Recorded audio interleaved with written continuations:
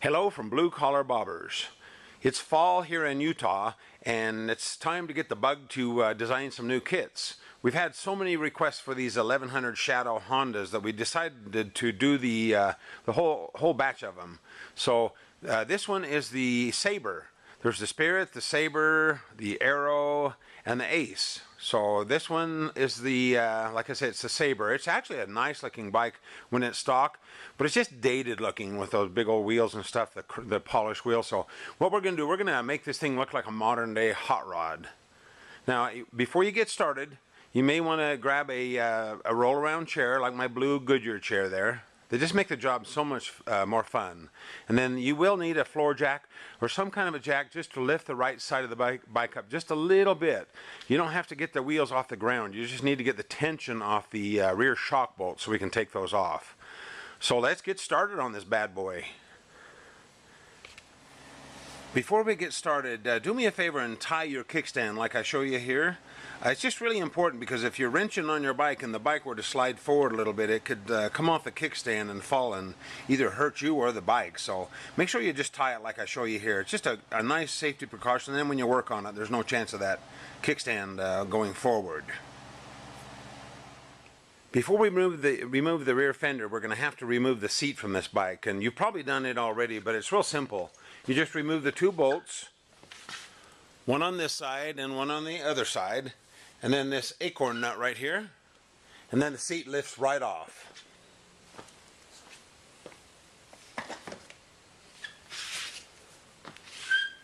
We need to disconnect the wires here under the seat. There's a big kind of a rubber boot thing there, and I'm going to take this off. I've already cut it ahead of time, but I went ahead and removed that. I just cut it with scissors. Be careful, slide the scissors in and not cut the wires underneath. And if you use a knife, make sure you do it from the underside. That way you won't cut the wires. So anyway, once you remove that boot, then you'll see these wires here. Now I've unplugged most of these, but to unplug it, you just grab it and twist them with your fingers as you pull out. I've done all 5. There's 5 wires there. There's an orange, a light blue, a green, a brown, and a green with a yellow stripe. So disconnect those and then we can remove the fender. Removing this fender is super easy. You may want to put a cardboard box or something under the back there like I did, just kind of support it because it's kind of heavy and when you take the last bolt out it'll fall. So anyway, put the box under the back and then just remove these 3 bolts on each side. 1, 2, 3, and the fender will drop. As you pull the fender back, watch the wires in the front. Don't let that snag under the frame there and hold it. I'm going to remove this for you.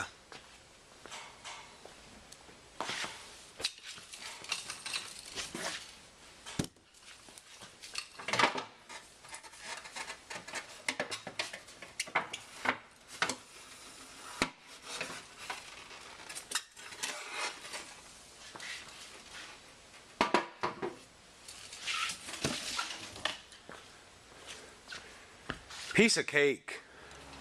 Go ahead and cut the 2 wire ties and then cut the wire off right here, and then we're going to save this. We're going to save this wire for wiring up your new lights.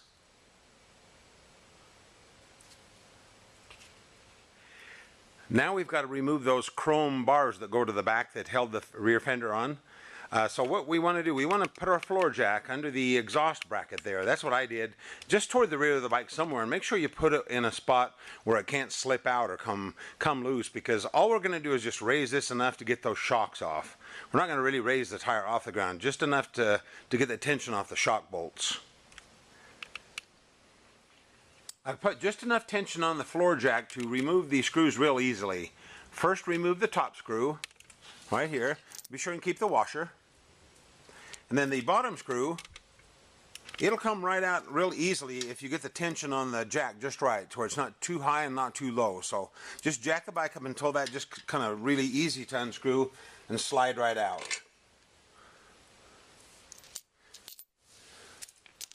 Then we can go ahead and remove this shock.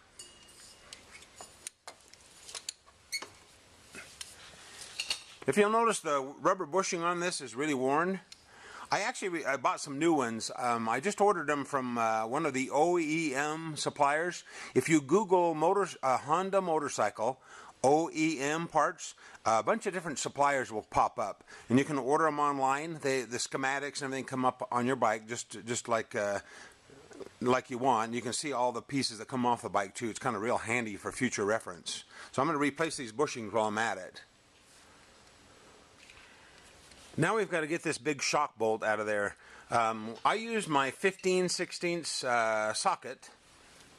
I didn't slide it on the square drive all the way. I just slid it in most of the way to get a good grip on it, because if I went all the way it would hit this. So you either use that, or ideally a 24mm socket, and then you might be able to use a crescent wrench. Also, these were really tight, so I'm not sure a crescent wrench would work really well because it might strip the hex off. So be really careful. You don't want to strip that off. If the crescent wrench doesn't do it, make sure you get a socket to take the bolts out. And then make sure you push down. Don't push back, because you might move the bike. Just push straight down on your wrench when you undo these. We'll take this out, and then we'll remove this chrome strip. One quick note on the floor jacks too. Most of them bleed off the oil, and the bike will start to sag a little bit. So whatever you do, don't leave the bike sitting on the floor jack too long, or it could actually sag and the bike could fall over. So if you're going to leave the bike, put the shocks back on. Put the shocks back on temporarily if you're going to let it sit for a while. Okay, we've got this chrome strip off the back. Now we want to insert the bolt again.